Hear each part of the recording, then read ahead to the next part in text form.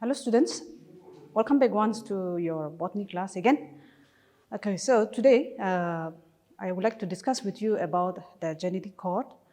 In the last class we have discussed about the process of transcription, the mechanism, how messenger RNA is transcribed from DNA. And so today we would like to discuss about genetic code. How or what are the codes which signifies or which codes for a particular amino acid. Okay, we discussed that a gene expresses themselves through protein synthesis, and the information to form a particular type of protein is stored in a DNA or in a gene, and synthesizing a particular protein determines the phenotypic character of an individual. So that is the basic concept behind transcription, and the genetic information in the DNA is stored in the form of nucleotide bases. That is what we already know, and we know that there are 4 types of nucleotide bases in DNA, in RNA, and so these 4 nucleotides are adenine, guanine, thymine, and cytosine. Of course, thymine is replaced by uracil in case of RNA. So these nucleotides bases in the DNA, they are arranged in a particular sequence, and they act like codes, and these codes are known as genetic codes. So the sequence of this nucleotide sequence in the DNA, they are arranged in a peculiar sequence, and they determine the particular type of proteins to be synthesized. And so as such, this nucleotide acts like codes, particular arrangement of this nucleotide act like codes, and they are known as genetic codes. So Dr. Hargovind Khorana, he achieved a feat in synthesizing he achieved a feat in artificial synthesis of a gene using this genetic codes. So before we move into translation, we move into how the message in mRNA is translated into proteins, let's see how these codes, or what these codes are codes for, or what are these codes or the nucleotides, how are they arranged so that they code for a particular amino acid. Okay, so as we have discussed, these codes are known as genetic codes, and let's see the salient features of genetic code. There are 8 important salient features of the genetic code, and if you have your textbook, you can open your textbook about the genetic code, the table, and you can follow me with that. And okay, so let's take ourselves into the salient features of the genetic code. Okay, number 1 is the triplet. So before move into this, we know that proteins, they are made up of amino acids, or in other words, the amino acids are the monomeric units of proteins, and there are 20 kinds of amino acids which constitute the proteins, and there are 4 bases, nucleotide bases, and these 4 nucleotide bases, when they are grouped into 3 nucleotides each, it constitutes about, or it gives rise to about 64 codons, which is sufficient to code for the 20 amino acids. When below this, when they are grouped into 4 or 2 or 1, they are insufficient to code for the 20 amino acids. But when this nucleotide bases, they are grouped into 3, they give rise to 64 codons, or which is just sufficient for the 20 amino acids. Okay. A group of 3 nucleotide bases, they are referred to as codon. Okay, so number 1 character of the genetic code is it's triplet. So each of the codon genetic code is triplet. Each of the codon consists of 3 nucleotide bases. So a combination of 3 nucleotide bases will code for a particular amino acid, or a particular amino acid consists of 3 consecutive nucleotide bases. In that case, for example, sequence of 1,500 nucleotide bases will code for 500 amino acids. It will code for 500 amino acids. So triplet. So the genetic code is triplet. And the next character is commaless. There is no punctuation marks in between. There's no punctuation mark, no demarcating signal, or there's no comma, no punctuation marks, or signals in between the nucleotide bases. So it runs continuously, it runs in a linear fashion, commaless. Okay, so the next character is non-overlapping. Genetic code or genetic codes are non-overlapping. There is no overlapping of one base over the other, but they runs in a linear fashion. They runs in a linear fashion, and they are non-overlapping. And the next character is the generative degeneracy or degenerative character of genetic code. So there are 64 codons which codes for 20 amino acids. So which is sufficient, more than enough for the 20 amino acids. So the degenerative nature of genetic code states that one particular amino acid can be coded by more than one codon, can be coded by more than one type of codon. For example, serine can be coded by UCU, then it can be coded by UCC, UCA, UCG. So a particular amino acid can be coded by more than one type of codon. So that is called degeneracy or the degenerative nature of genetic code. And so as you look into this, as you look into the table or the chart, you see that the difference between the four codons which codes for serine. Serine is an amino acid. It's with the third base. With the third base, is the first and the second base. You see they are similar in all the cases, in all the four codons, while the difference is with the third nucleotide, third base. So this base is also known as the Wobble base because it has a shaking of vibrating and it can form a hydrogen bond even with non-complementary anticodons during translation. So the third base is also known as Wobble base. Similarly, even in case of proline is an amino acid, or in case of leucine, it can be coded by these four codons, but the difference between the four codons is with the third base, and this is known as the Wobble base. So the degenerative nature of genetic code is that a particular amino acid can be coded by more than one codon. Okay, and the next is unambiguous and specific. So the next character, unambiguous and specific nature of the genetic code states that a particular codon will code for only one amino acid and not more than that. A particular codon will code for only one amino acid and not more than that. For example, UUU, phenylalanine, it will always code for a phenylalanine and it will not code for any other kind of amino acid.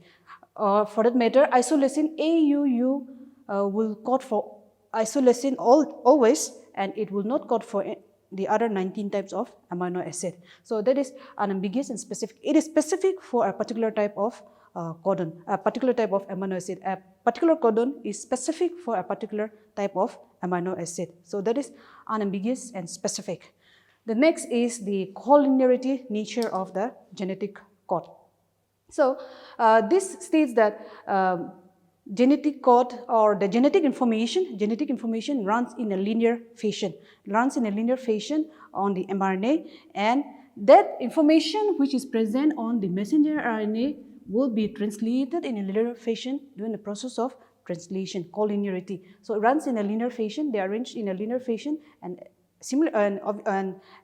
consequently they will be translated in a linear fashion during the process of translation. Okay, universal nature of the genetic code. Okay, next, there is a single coding system. There is a single code system for all the organisms, be it viruses or be it human beings or bacteria. There is a single code system for all the living organisms. So a particular codon like GGU coding for glycine in human beings will code even the same thing, glycine in case of bacteria or in case of even the viruses. So universal code system. However, there are exceptions in case of mitochondria where this genetic code does not apply to this, the genetic material in the mitochondria. Okay, but otherwise there is a single code system in all the living organisms. Okay, next is the initiation and termination codon. There are specific initiation and termination codon. There are certain specific codons which signifies where transcription should start, and there are specific codons where give the signals for termination to the transcription to end. They are known as terminating signals or terminators. So initiation codon methionine, this presents AUG, which codes for methionine, is the initiating signal or initiation codon, and there are three terminating signals or termination signals. These are UAA, UAG, and UGA. So these three codons, they do not code for any amino acid. They do not code for any amino acid, and they give a signal where the presence of this, any of this in the mRNA or even in the DNA template, it will signify that transcription, translation has to end. So these are also known as nonsense codons or stop codons, since they do not code for any kind of amino acid. Okay, so these are the these are the 8 important salient features of genetic code. Triplet, a codon consists of 3 nucleotide bases, or a sequence of 3 nucleotide bases constitutes a codon. Then it's commaless, there is no punctuation mark in between. Then non-overlapping, there is no overlapping of one base over the other in case of the genetic code, or in case of the genetic information. Degenerative, particular amino acid can be coded by more than one type of codon. Unambiguous and specific, a particular codon will code for only one amino acid. Collinearity, that the codons are arranged in a linear fashion. And universal, there's a single coding system for all living organisms.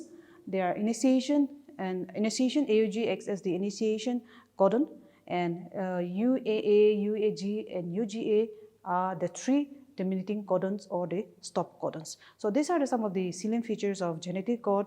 And next, we'd like to see a little bit about mutation.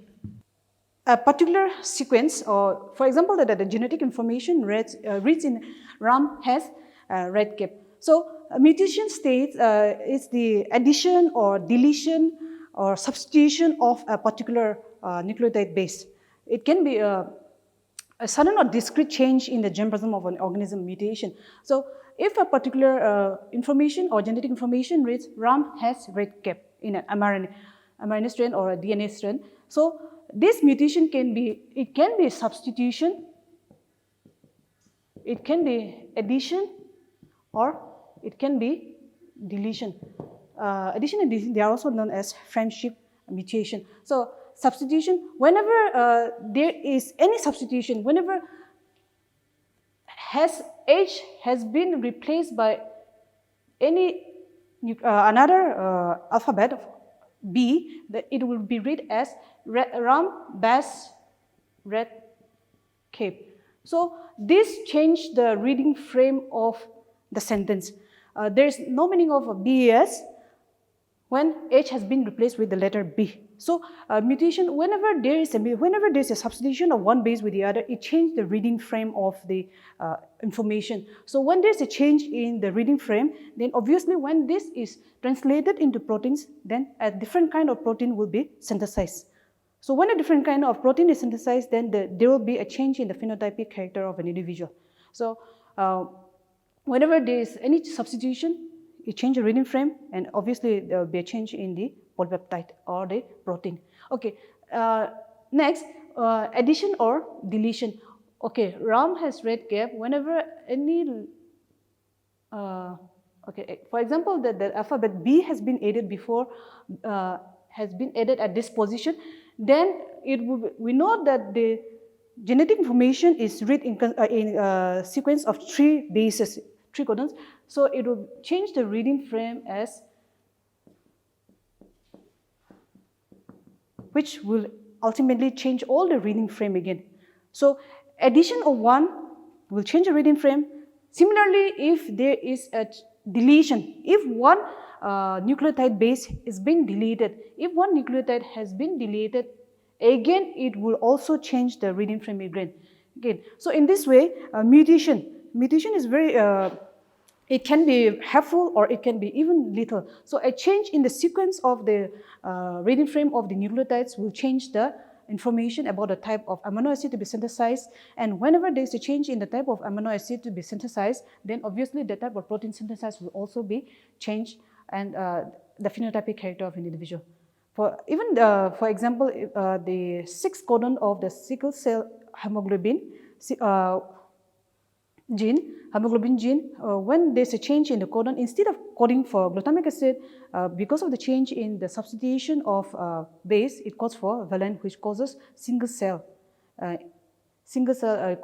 in individuals, in people. So mutation, substitution, change in the base of one, substituting one base with the other will change the reading frame. So also with addition of another base or deletion of another base will change the whole reading frame.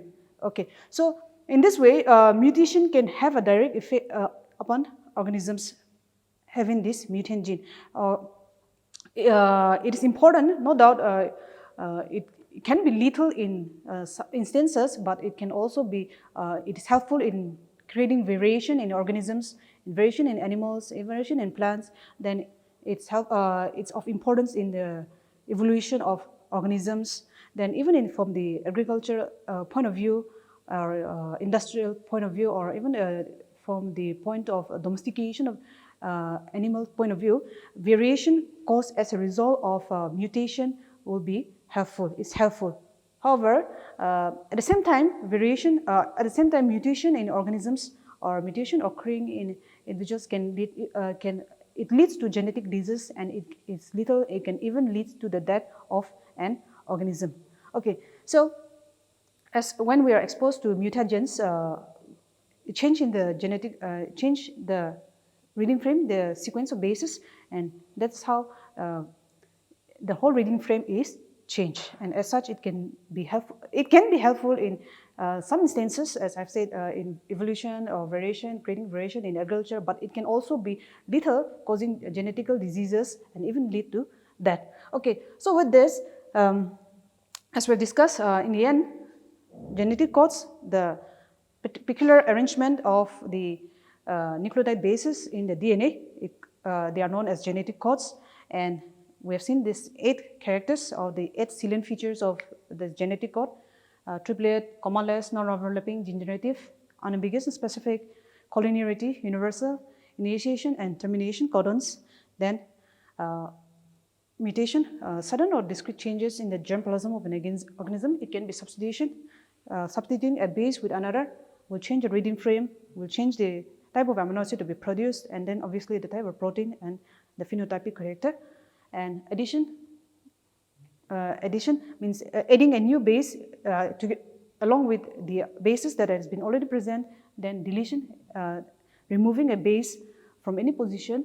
Okay, so as the genetic information is read in sequence of 3 bases in codons, so the whole reading frame is changed, and this has led to the change synthesizing a different kind of protein or polypeptide. So proteins which determines our phenotypic characters will also be changed.